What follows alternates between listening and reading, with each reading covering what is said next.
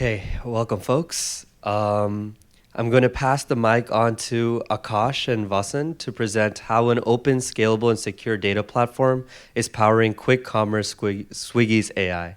Let's give it up for them. Thank you, Rohit. All right. So, good morning, everyone. Hope everyone had a chance to catch up on breakfast. Otherwise, a quick guess what Swiggy is doing. You can order it and get it in like 10 minutes. So my name is Vasan. I'm a senior solutions architect with Databricks. I have Akash here with me, who is a principal engineer with Swiggy. So a quick agenda items that we want to cover is I'll quickly start with the introduction about what Swiggy is doing and what is the scale that it is handling. And we will drill down to a little bit on what they wanted from a data platform and their architecture. And then we will also see how AI is leveraging the data platform. We probably open up for question and answers like soon after we are done. So please feel free to ask questions. Hold on to your questions till then. So over to Akash to introduce Swiggy. Hey guys, good morning. I hope you all are awake now. Yeah, so as Vasan mentioned, right, like I'm representing Swiggy, and what Swiggy does is you have Uber Eats and DoorDash in US, right? Now, we have Swiggy and Zomato and some other companies in India, and the difference here is that we have 1.5 billion population in India, and we will talk about the numbers and all, right, like how it works and all those things. So the first thing is what we do is we are delivering food as well as groceries and also trying out few other business lines in Swiggy. And so if you see from the business side, right, like we are connecting the dots in the meaning we have restaurant partners from where the order kind of gets prepared. We have delivery partners who kind of pick the order and give it to the customer. So we are connecting these three dots, customer with delivery partner and restaurant partners. And at the same time, we do have groceries where instead of restaurant partner, it would be a dark store which is owned by Swiggy as of today. So that is our business model, but that is what people look at from the outside. But what we are actually is something different. Why customer comes to Swiggy? Customer comes to Swiggy because we provide them a very, very unique, it's a very, very unique experience to that customer. We are very reliable and we are very transparent to the customer, and hence customer choose to us. And if you look at our number, I'll just give it to the next. You can just look at the numbers, how much we are kind of delivering. So in September 24, I cannot give the right today's number because it comes under UPSI, but we have already ordered 3.5 billion orders so far in previous year, September itself. We are live in 700 plus cities, 500K delivery partners. And if you just look at the delivery partners plus cities, right, can you just do a random guess, like how many times Swiggy delivery partners, travel the entire globe? Any random guess? Just imagine, like, one delivery partner is going like how much, 7 miles, around 10 kilometers per day. So it is 1,000 plus times we are crossing the entire globe. That is the scale what we are operating in. And if you look at the numbers, right, like we process almost 10 to 20 billion events per day, 1,000 plus streams, thousands of jobs. And when it comes to predictions, right, like we do 1 million plus predictions at a scale at a second. Cool, I'll go to the next and I'll, tell you the challenges, what all challenges are there, how did we figure out, how are we solving this with open, scalable, how did we build that platform and how AI is kind of helping us. So the second thing here is tackling Swiggy scale. So here if you see, what we actually need is both the things, right? Like real time as well as the batch. So why we need real time? Because as Vasan mentioned, right? Like most of our deliveries, we complete in 10 minutes. So guys, just imagine, right? Like when you go to a coffee shop, Starbucks or something, right? You kind of go look at the menu and then order. You spend some time. Our delivery partner doesn't even have a time to think because our entire journey of order is under 10 minutes in most of the cases. So I know I was like, just give you an example. So we were discussing like a few thousands years ago, when someone used to feel hungry, they used to go and hunt to a time where you just order and then you just wait for your order to get delivered. In fact, you spend more time to order then your order comes to you in India. Now, so to get that done, right, we need a lot of real-time and batch-related use cases. So real-time meaning when you open the Swiggy app, right, at the same time we kind of provide you that how much time would it take for us to deliver your order. So that is called predicted SLA. For that, as well as like, how our delivery partners are doing in the ground, what is the ground situations. We have to optimize our delivery partners, meaning let's say in one part of the city, imagine like in San Francisco, right? So you have SFO and let's say, your San Jose. Now imagine that for some reason, I mean, a lot of diversity would be here as well, right? Maybe in SFO you have a lot of bachelors versus in San Jose, maybe let's say a lot of family members are there, right? Let's say if some events are happening. So in India, we have, events like IPL, New Year and all those things. That time our order just go like, it will be typically 10x of what we generally see the peak. So for that, we have to prepare a lot of things in the ground, and that is where this real-time metrics help us. So an example would be, let's imagine that I have a lot of delivery partners in San Jose, and there the number of orders are relatively less. Then on the ground, the delivery, the manager can kind of shift few delivery partners from there to SFO.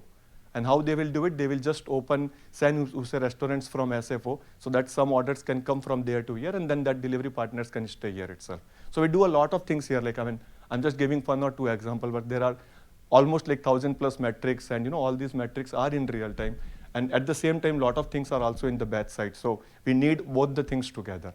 And then, like as I mentioned, PSLA, customer partner behavior, new data, and yeah. So as I speak, right, like new cities, new menu, new catalog gets added. So all those things we have to do at runtime without involving any of us, right? Then business team, as I mentioned, need real-time data. And we are very, very hyper local business. Meaning if you see India, right, India is known for its culture. If you go from one place to another place, it's entirely different. Like just a simple example, from north to south, if you go, in south you get, a lot of orders related to, let's say, idli, idli, sambar and those kind of food. But if you go to north, it would be more of a bread kind of item, samosa, kachori and those kind of food.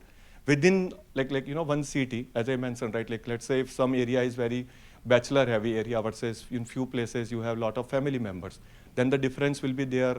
Bachelors typically order a lot of Coke, Pepsi, chips and so on, versus family members will order a lot of pulses and all those kind of items. So, we are very, very hyper local. We have this data. We have trained our models. We have, ensured that whatever people are looking, they are seeing that items, and right availability is there. Cool. So if you ask me in Swiggy, right, especially from the tech side, what we are looking, then we have three major pillars. One is faster, second is simpler, and third is cost efficient, is meaning cheaper. So this is the backbone of Swiggy in tech team. When I say faster, even obviously since our most of the delivery is happening in 10 minutes, so we have to be a fast. Let's say if our metrics is available after an hour or two, right, then it doesn't actually add a lot of values. So how our order looks like, right? In fact, when we talk about our orders, right, we never talk about OPD, like how many orders we are doing in a day, because what happens in we are very unique business where lot of our orders comes only during the lunch and dinner peak. So let's imagine, we are getting a random guess, like let's say 100 orders per minute. As soon as the lunch time comes, our order will spike from 100 to let's say 10,000 per minute, sudden jump. And in 2 hours, most of the orders will be done. Again, we will be back on 100 to 200 per minute. Again, in the evening, let's say around 7:30, 8 o'clock, our order will jump from 100 to again 15,000 per minute, and then it will come down. So all our metrics, whatever data we are having, it has to be as real time as possible. In fact, most of the data source has to be available in couple of seconds to take the right decision. So that's the reason faster is the important key. Second is simpler, because we are talking about, like multiple business line, multiple cities, hyper local business, right? So our system has to be simpler. Otherwise, we will need a lot of workforce to manage that, especially from the day 2 side, right? Once the software is deployed in the system.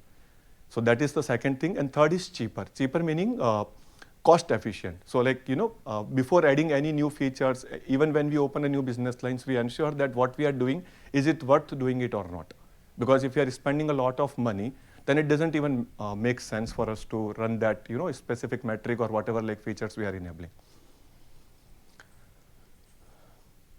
Cool. So I'll hand over to Vasan. Vasan will tell about, like what are our problem statements, and then maybe I'll explain how we have solved that uniquely. Yep.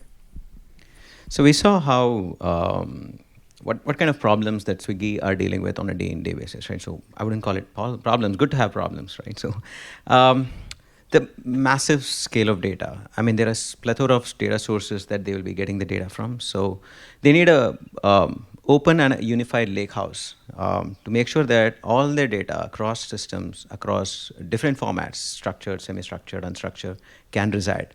And it needed to be open so that they don't get logged into a particular format, right? So they should be able to do it using multiple technologies. A lot of technologies evolve over a period of time. So they need to be open.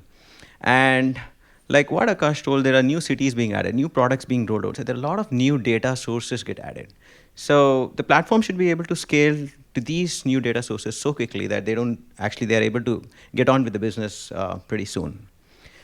Bringing all this data is great, but the most important part of all this is to be able to govern and secure them. So if you're not able to give the right access to right users and at the right time, all this data being there doesn't make sense. So governance and security is very critical need of the platform. And we already discussed how important the real-time data is. The sooner the data is, sooner the decision making is, and the AI team can make use of that data. I mean, imagine predicting millions of predictions and recommendations per second. You need to be at that scale. Let's take a look at why Databricks actually fit in naturally as a unified AI platform. Starting about the storage. So Databricks standardizes the data across all the source systems in Swiggy's environment into a unified lakehouse. And the Delta Lake, which is the lakehouse format, supports both Delta and Iceberg. So Delta and Iceberg, as you already know, is probably the most sought after formats when you're building Lakehouse. So support to both of these formats, and Swiggy not having to worry about what is that I have to write with and what is that I have to read with, made it an easy decision there. And Delta Lake supports ingestion into using Spark, Flink, which kind of helps them, depending on the use case, choose a ingestion engine. And on top of all this, the thing that we discussed most, like the governance and security, Unity Catalog became the single point of governance for them to ensure that data is secured, access controls are on, and all the audits are available for their compliance requirements. And other capabilities like the AIBA dashboards, Genie, that can be used by the BI team so that their reporting and alerting systems can work fine. And last but not least, I mean, everyone is on the Gen AI LLM bandwagon. So for their AI team to be able to use the data easily is one of the important criteria. And Mosaic AI provides capabilities like inferencing and providing a way to guardrail your inferencing and build an agent application seamlessly, some of the features that they are using. I'll quickly touch upon the architecture and give it to Akash to delve deeper. So if you look at a high-level reference architecture of Swiggy, on the left-hand side, you see all the different source systems. So it could be a relational database, a lot of events coming out, and there are so much of unstructured data that is coming out. So all this get into the unified lakehouse that is built on Delta. So that Swiggy's team follow a medallion architecture, preserving the raw and the raw layer that is primarily becomes their audit view where they do all the audits that is needed. And they also have the silver layer where they store the filtered and cleaner data and an aggregated layer for the business. Swiggy team also has the fast access stores and OLAP that are needed for some of their AI and BI use cases, which can help them make decisions quickly. So there are, the Lakehouse can provide that data to them, or it could come from directly from the ingestion place.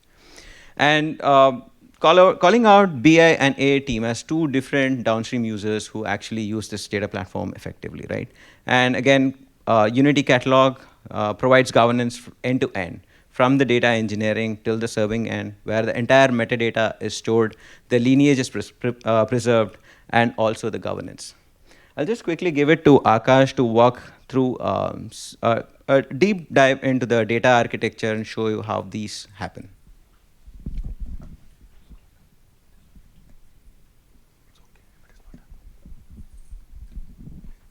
Yeah, cool guys. So as Vasan mentioned, right, I'll just give you a little overview of what is happening here. So basically what we have is, if you look at the leftmost part, right, these are the data which we are getting from our internal applications, or like, when user login or restaurant partner opens the app or delivery partner opens the app, right? So the leftmost part is the data which comes to us. And rightmost, if you go, then the data what, typically our AI, BI, HI will use it. So I'll give you like the definitions, what is the meaning of all these things. So if you look at our users, right, we have two major use cases. When I say AI, all the data science platform related use case, AI driven use cases, all the automated related use case will go under that bucket. And when I say HI meaning human intelligence, right, where human has to be in the loop, that use case will go in the HI bucket. So leftmost side, if you see, right, so we are on AWS as of today. And what happens is, like, let's say someone tries to make an order from Swiggy app, right? It could be groceries order or food app. What happens is we get a lot of click stream data, like what user is doing, where he is clicking, from the initial page to the search page to the cart page to the while making the order. A lot of data we collect. That data is required. I mean, as I explained in the very, very first slide, right? Like the unique experience what we give, right? So what happens is, based on the user who is logging in, what is he male, female, what kind of age criteria and all those things we kind of get from which location he is ordering, and then we give them a unique experience. So that data is required to us. That is one kind of source. Then when restaurant partner have their own app, right, to accept the orders and so on, delivery partner also have the same thing. And then we have 1,000+ microservice internally, right, which run all this business. So all these microservice also generates billions of events, as well as they have their own transactional stores, like RDS, DynamoDB, and all those things, right? So the leftmost part is the data source. Now what we have done is we have a completely automated pipeline where all this data stream, like, whether it is coming from the Android, iOS devices, customer, restaurant partner, internal services, all these things comes to us via one layer. We write it to our queue, which is Kafka layer. Then we have all our transactional stores like RDS and DynamoDB. That data also we try to write it to either Kafka or in our S3 bucket. So our S3 is the source of truth for all our data. Now what we have done is, and then we do have some batch data as well, like which is within Swiggy or maybe some third-party data. So that data also come to us. We are having two major use cases, right? So one is real-time use cases, and second is more of a batch use cases, right? So for real-time use cases, as of today, we are using Apache Flink. We have built a layer on top of it so that our internal stakeholder doesn't need to worry about like how Flink manage the states, how a job has to be written, how the state management will happen, how to join multiple streams, how to do all these things. So that is pretty much simplified for them. They just have to write a SQL and then whatever output they need, or maybe let's say if they want to create any business alerts kind of rules, right? Like let's say suddenly if my orders are getting dipped, or let's say suddenly if the orders is going way too high, then our internal stakeholders, business stakeholder needs alerts so that they can do a better planning. So all those use cases will go in the real-time streaming, and rest of the things will go to all our batch-related use case. Now what we do is, as Vasan mentioned, right? So all our use cases, we have this all the data, raw data coming in from Kafka or from S3, and then what we have uniquely did here is so basically whether it is stream data or even in the transactional store, right? So typically what happens, let's go through an order journey.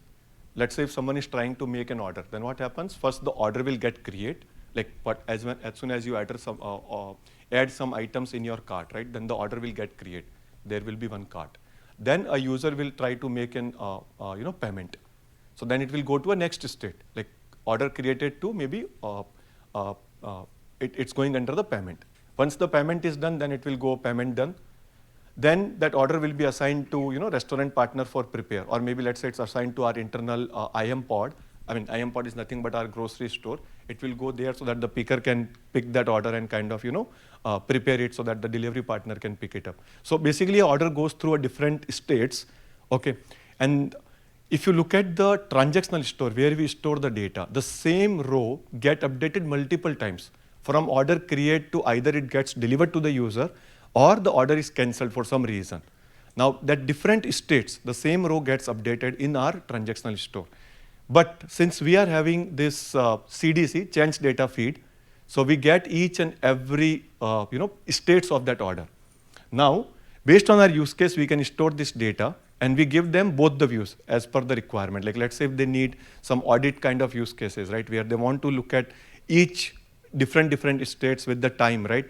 Because to analyze the data, or maybe if it is required for some compliance purpose, we do store that as well as we create a similar view, meaning whatever is the updated status is there in the in our transactional store, we do have the same thing in data platform as well. And that is where we heavily use this delta and iceberg, like the merge capability. Now, coming to the rightmost part, right, where the data, how we have to use, right? So that part, if you look at, so what we do is we have a lot of real-time streaming data. Again, I'll go back to the same example, right? Like when someone opened the Swiggy app, we kind of provide them the predicted SLA. So it's not that easy to provide, right? Because again, we are very hyper-local, right? Now, depending on the time when you are ordering, which location you are ordering, what is the traffic at that point of time, what is the stress at that restaurant partner or at the in our grocery store. So a lot of metrics are there, right? So what we do, there are two major factors here. All the old data, like historical data, whatever is there, we process that data and keep it in our feature store, as well as whatever is happening in the real time at that particular point of time on the ground, that also we process using our real-time streaming layer, and then it goes all the way to feature store. Now in feature store, I have everything what I need. And then we have one layer, which is nothing but our ML serving platform, where we get millions of prediction per second. So that is where all our engineering applications will make an order with like whatever data points they have, and then our all model runs here in this specific layer, the serving layer. And using this data, we calculate like what will be the predicted SLA or like whatever like serviceability or whatever metrics we need, and that is what we eventually provide to our application back, and they will respectively give that information in the app or like whatever, wherever it is required. Cool. Now again, if you look at the previous slide to this slide, it's more of a more detailed way, but roughly it is almost same. So if you look at the leftmost part is the data source, all the raw data, like each and every state will go to the first layer. Then we create, the sync view on top of that. And eventually the last but not the least is the actual source, the actual target table, which is what typically, our stakeholders will use. So I'll just give a more overview, like why exactly we need this. So basically what happens is, we have like, let's say a lot of data, order related data, CT related data, discounting and so on, right? So all this raw data comes in this layer 1, where all the audit logs are there. From there, we create a sync view. Sync view is nothing but the latest status of that order or discounting or whatever it is, right? Now, for our use cases, let's say if I want to run any use case, right? Typically in order, maybe let's say CT name is not there, only CT ID is there. Or let's say instead of discount ID is there and so on, right? So what we do, we created this L2, L3. Basically, we created a layered architecture. So how this layered architecture help us here is the leftmost part, which is owned by the engineering source, that is not directly exposed to our internal stakeholder. And this help us in standardizing our data stores. Meaning, you understand, right? Like 1,000+ microservices are running. They will have to change few things in their data, right? And if I'm directly exposing this data to my stakeholders, then it's too difficult to release any new feature. So what we have done, this data is not directly exposed to anyone. And instead, we have created this layered architecture. This is one of the use case. At the same time, if the data is not completely available in one table, then we do a lot of joins, right? Joining between multiple tables, lookup tables and all those things, right? So we created that, the join part and everything in the layer 2. And from there, we have final metric, right? So this also helps us to kind of streamline our matrices or our use cases. Meaning, just an example, like around a couple of years back, I remember we were discussing within Swiggy, what is the definition of OPD? OPD meaning order per day. Trust me, that definition itself, we were confused because we were looking at different numbers from different places.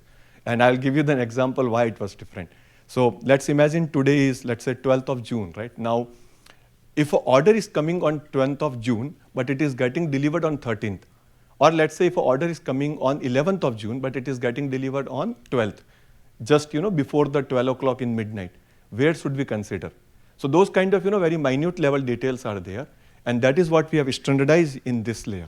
So now this is ensuring that everyone in the company is looking at the same data. So this is also helping in that. Also, it is helping us, in our security and all those things, because all the data what you see here after this layer, right, it is properly governed. Like there is no PI data, nothing is available from here. The proper role level access and all those things are in place.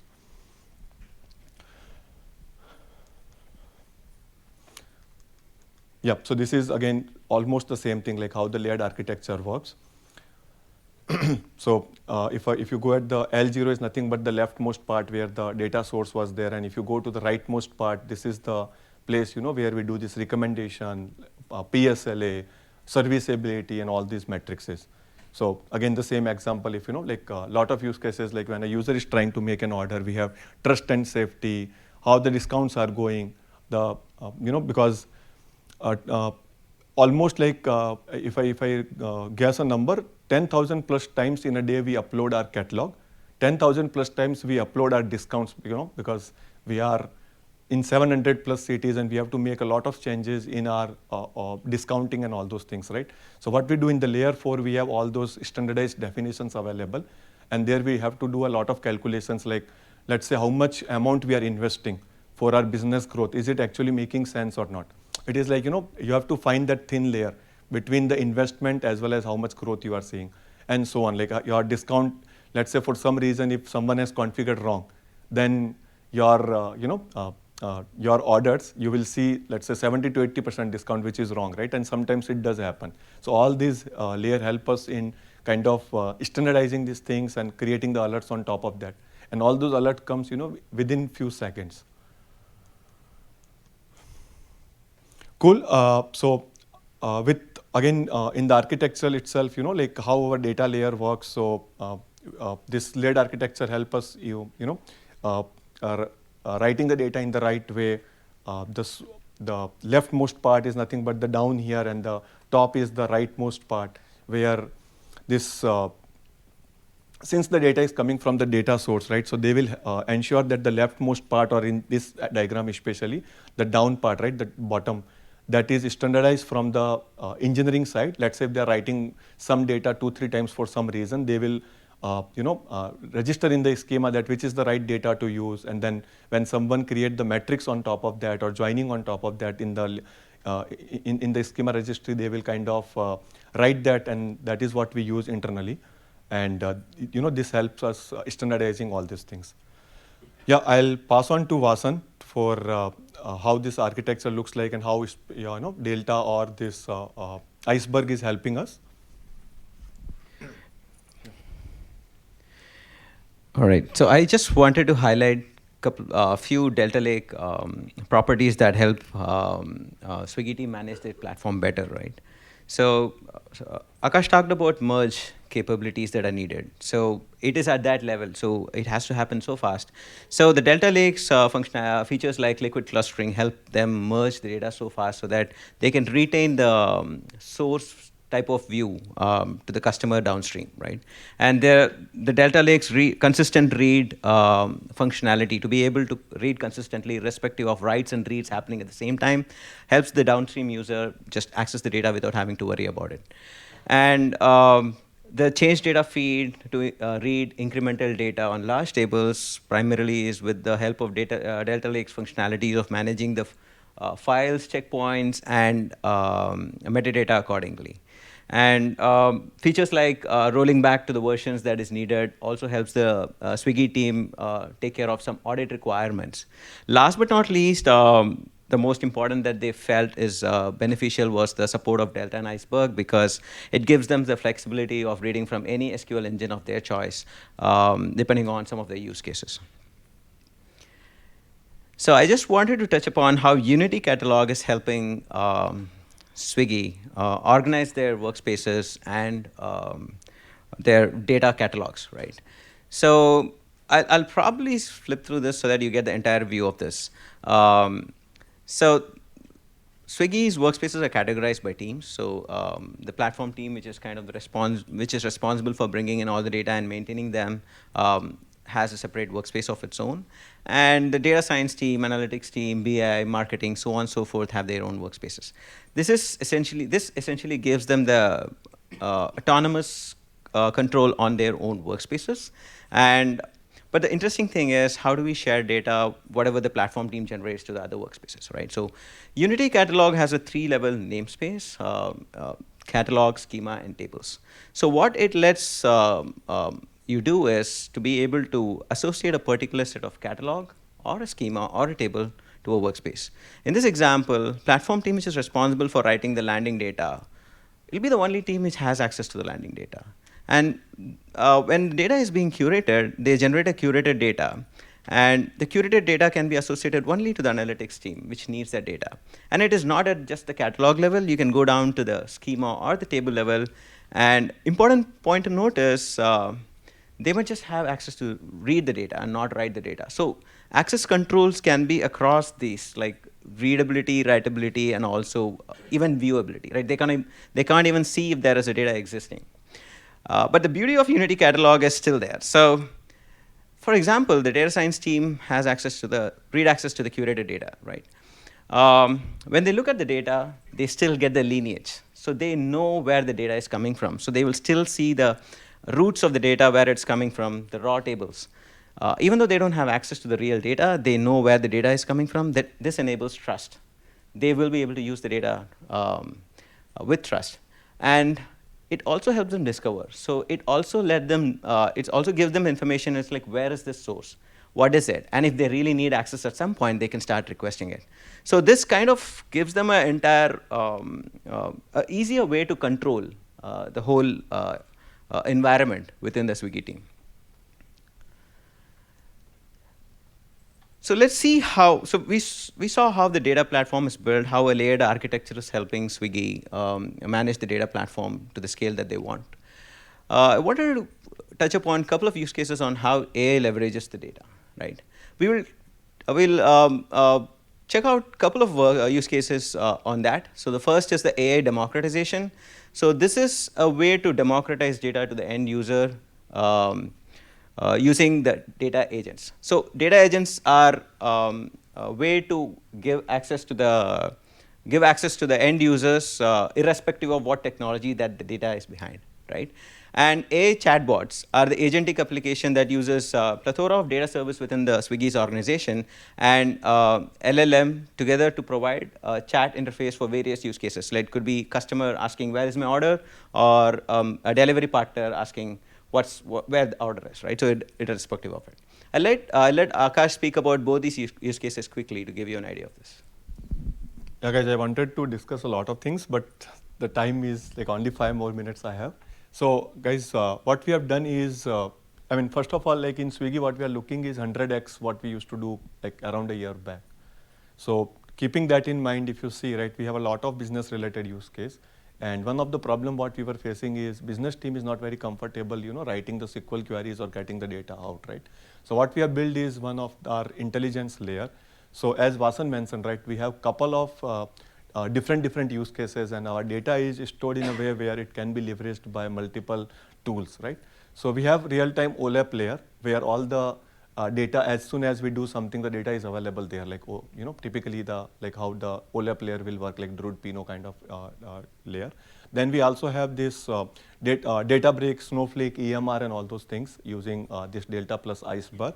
So what we have done is we have installed our data agents, which is specifically written for that specific tool where we are fetching the data from. So let's say the data agent in Databricks versus Snowflake versus OLAP layer could be different, and it is very specific to that specific engine. So we have two parts here. One is data agent specific to that layer, and we have one intelligence brain before that. So what it does is, let's say if I'm opening a reports, right? So we have done a lot of changes there. Previously, you have a lot of data, how to get the knowledge out of data, that was the challenge. Now the knowledge is also there, but how to act on it. So we just not give the metrics to the user, but we also give them a summary and what to do. All those things we do by ourselves. And the beauty here is, since we have this intelligence layer, this layer knows when let's say, if a CXO is asking, like, let's say, what is the trend of customer order cancellations in this city? Automatically, this intelligence layer will redirect that request to the right place. Like, let's say if it has to calculate the data for last couple of hours, it will go to the OLAP layer, versus if it has to see data from the, let's say, last 6 months, it will go to the S3 plus one of the Lakehouse, could be Databricks or EMR and so on, right? So, and what extra we have here is, like, when a report is opened, right? So in that report, you will see the summary as well as the action item, what that person has to do. And he can literally drill down to that specific report and go to the next, like where it is. And the best part in this intelligence layer is it has the context, and hence it can take a best decision. So like if you open ChatGPT, right? So when you start working with ChatGPT, as and when you go to next like couple of steps, right? It starts giving you better results because now it has the context. The similar things we have built it here. I'll just take 2 more minutes. Yeah, the last but not the least is the AI chatbot. So here what we have done is today in Swiggy, if any customer comes and chat with our customer agents, right, then it is completely AI automated. So as Vasan was saying, VMO, right, where is my order? So that we have already productionized, and it's already enabled to our customer. So today, if you come to Swiggy order and if you start checking where is my order, why it's not getting delivered, where is why I'm not getting the order, any problem, right, with specific to order, or let's say if you want to do a chat with your human agents, then now there we have deployed this VMO AI chatbot. And very I'll just give you a very quick brief. So what we have done here is we are using Databricks for all our serving purpose and all the inferencing and all, and then we are using LLMs for we are figuring out multiple LLMs, right, to optimize like Gemini and then OpenAI and so on. So what we do is we have API layer. So if you look at this specific part, right, where the user is chatting, the request goes to one of our API layer.